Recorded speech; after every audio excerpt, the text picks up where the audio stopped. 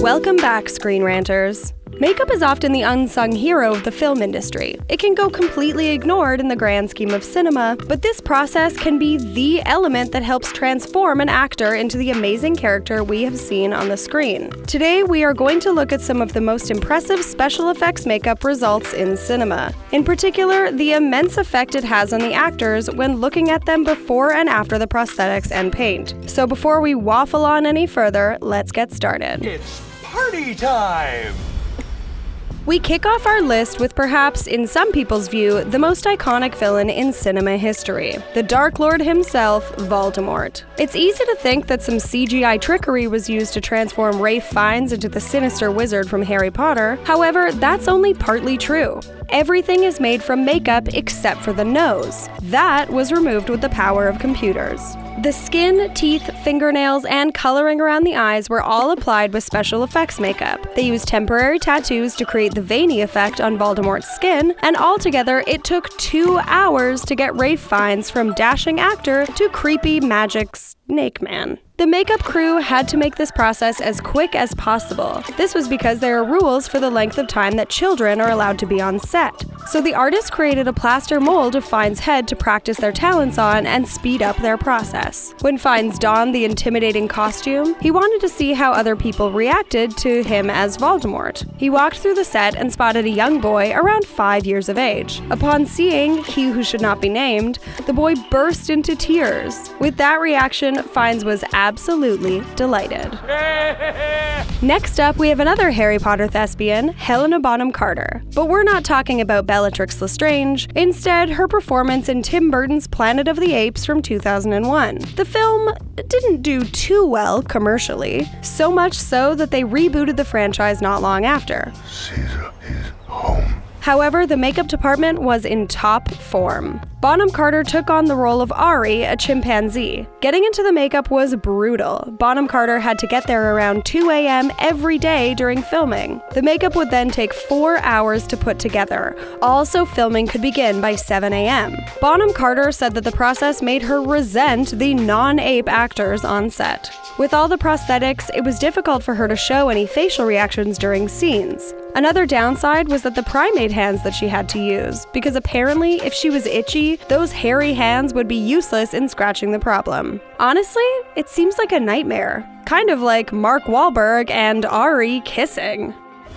In 1993, we all got to see something that we didn't know we were missing in our lives, when Robin Williams became Mrs. Doubtfire. The character of Doubtfire was based on a black and white image of a woman from the 1940s. The makeup itself was not an easy task to put together. Williams stated that on a good day, the process could take 3 hours. On a bad day, 4. The set wanted to film with Williams for 10 hours a day. On top of the hour that it took for Williams to get out of the makeup and costume at the end of the day, it made his days incredibly long. He was looking at around 15 hours per day. The makeup consists of 8 overlapping foam latex pieces to form the base mask. Those all had to be put together like a jigsaw puzzle. The artist then paints the mask to make it look like skin, and then they add color and detail to make it look like an older lady. Even the young actors on set were impressed by the outcome. They thought Doubtfire was a social worker before Williams was actually introduced to them. It really showed how great of an actor Williams was. Guardians of the Galaxy actor Karen Gillan is on here out of all of the MCU actors for one reason.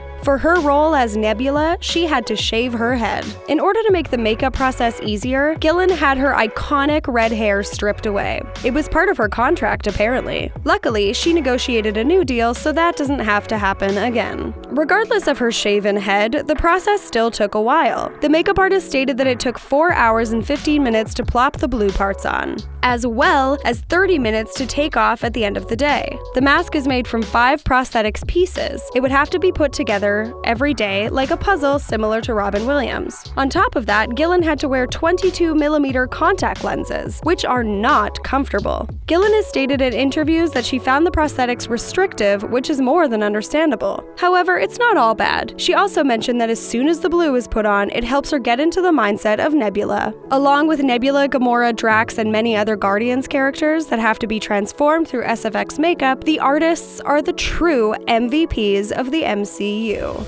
From Ace Ventura to The Mask, Jim Carrey has a knack for encapsulating a cartoonish character and bringing them to life, even recently in the new Sonic film. However, his role in 2000's The Grinch might be his most transformed of all time. The makeup process to become the Grinch is probably one of the longest around. For the first day of filming, Carrey would sit in the artist's chair for 8.5 hours. After that experience, Carrey felt as though he was being buried alive from all of the prosthetics. He stormed into his trailer and kicked a hole in the wall from frustration and probably fear.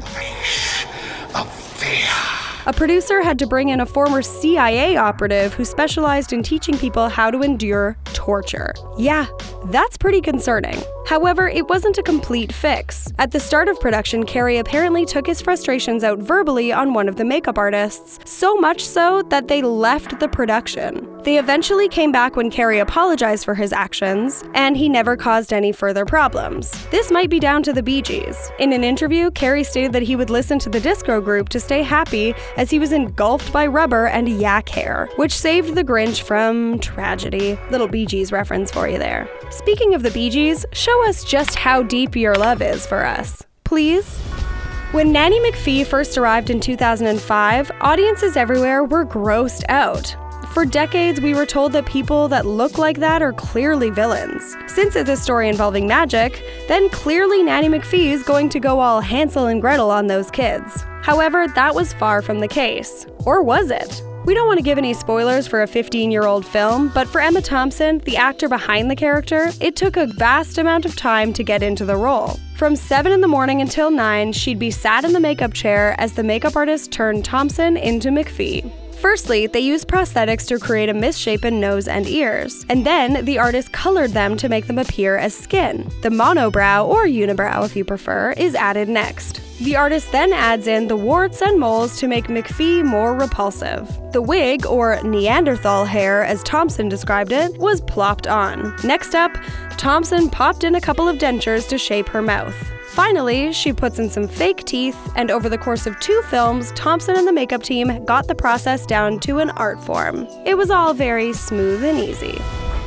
Doug Jones is an actor that almost everyone has seen, but not really, as most of the time, he's covered in vast amounts of special effects makeup and prosthetics. He's been Abe Sapien, Chamberlain, and the Angel of Death in the Hellboy franchise. He's also the Amphibian Man in The Shape of Water. If it's a Guillermo del Toro film, there's a good chance Jones will be there in disguise. One of Jones's premiere roles was in 2006's Pan's Labyrinth. In that flick, he took on the roles of the Pale Man, the one with the eye hands, and the goat-like Fauno. The film combined special effects makeup with CGI. For Fauno, the legs of Jones were CGI'd out, so only the prosthetic parts could be seen. But for the Pale Man, Jones's legs were adapted with CGI to suit the creepy character. The hand eyes for the Pale Man were also enhanced with CGI. For the makeup for Fauno, it took 5 hours to put together. When Jones was Pale Man, it took 6. Jones must really enjoy being in these films, as he has had to spend many hours in a makeup chair every single time. In order to get into the role of Eileen Wuornos for 2003's Monster, Theron had to put on at least 30 pounds in weight. Previously, there was little that the special effects artists really had to work with, and now they had a proper canvas. As the budget for makeup wasn't huge, the artist for Theron, Tony G, had to get creative. Prosthetics were off the table. Firstly, Tony removed most of Theron's eyebrows. For Theron's blotchy skin, a washed-out tattoo ink was layered on. From there, makeup was used to add sun damage onto the skin, as well as freckles and capillaries. Theron's hair was then thinned and fried. Theron's eyebrows then got colored to match the damaged-looking follicles, and then she had to pop in some fake teeth to hide her normal pearly whites. It's amazing how different Theron looks in the role. Even without a budget, makeup artists can get incredibly creative. Due to this work, and we all know how well it worked for Charlize Theron when she won an Oscar for the role, and yet somehow the makeup team didn't even get a nomination. Gary Oldman has played many roles that required a hellacious amount of special effects makeup. such as Dracula and Winston Churchill. However, the makeup work for his role in Hannibal might be the most impressive of them all. In the lead up to Hannibal's release in 2001, Gary Oldman's name was missing from the film's promotion. However, it was all a ploy by the studio and Oldman. Oldman would be under a lot of prosthetics for his role as Mason Verger, so they wanted to tease the audience. The end results of the makeup are just gruesome. The artist behind the face, Greg Canham, took some photos of the finished product. He then showed it to various people, most of whom were disgusted and walked away. That reaction greatly pleased, which was exactly the reaction that he was hoping for. In order to get into the character for Verger, it required many, many hours in the makeup chair for Oldman. Oh, super. We finish off with probably the greatest Mystique in the X-Men film franchise.